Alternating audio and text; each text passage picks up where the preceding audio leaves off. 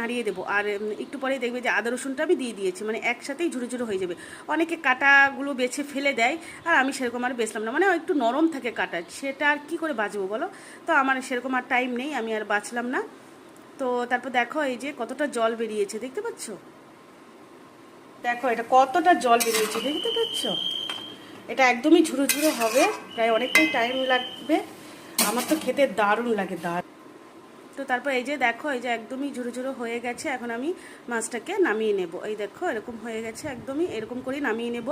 আর একটু ভাজা ভাজা করা যায়, কিন্তু আমার এরকমই একটু খেতে ভালো লাগে। তো তারপরে দেখো এখন আমি একটু মিষ্টি কুমড়া ভাজা বসাবো।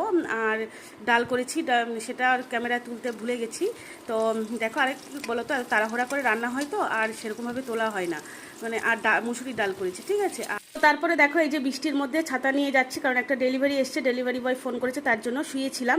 তার মাঝখানে কিন্তু অনেকটাই কাজ করেছি, মেয়েকে স্কুল